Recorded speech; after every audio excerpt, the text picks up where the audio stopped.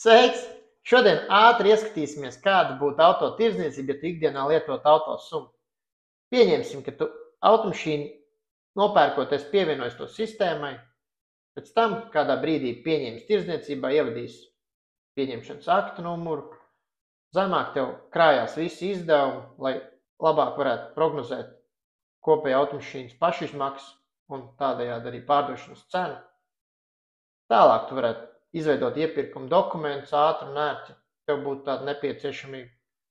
Arī pārdošanas dokuments secīgi vien pēc otru, vienmēr nekļūdoties. Un ir pienācis laiks auto tirdzniecībai. Tu esi kādā brīdī ar telefonu izveidojis bildes, no tā paša telefona pat taisno ieliktas programmā. Tās jau tev te gaida. Ievadi pārdošanas cenu, ņemot vērā, ka mums bija pašizmaksas 9,000, mēs rakstīsim, piemēram, 10,500. Ievedam eksploatācijas nodokli, CO2 daudzumu un sēdvietu skaitu, ja vēlamies tos norādīt cenu lapā un sludinājumā. Tālāk sagatavojam cenu lapu, ierakstam papildus informāciju, ja vēlamies.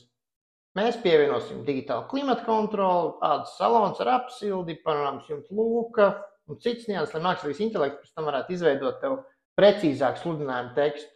Kad cenu lapa ir gatava, mēs to varam saglabāt horizontālā vai vertikālā formā, izdrukāt un likt veistiklā. Tam spiežam spogu pārsteidz man, lai mākslīgais intelekts izveidot mums tekstu, balstoties uz automašīnas informāciju un visiem papildus datiem, ko būsim norādījuši cenu lapā un augšpusē.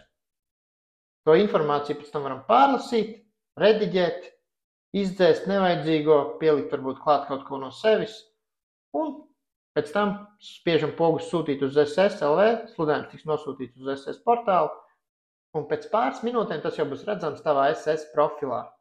Šeit tu to vari publicēt, rediģēt, dzēst, un tu to varēsi izdarīt pāris minūšu laikā. Ja arī tu vēlies iekonomēt savu laiku un efektivizēt darbu, doties uz autosum.net un droši dod man ziņu, ja vēlies kādu palīdzību vai vienkārši parunāties. Tiekamies!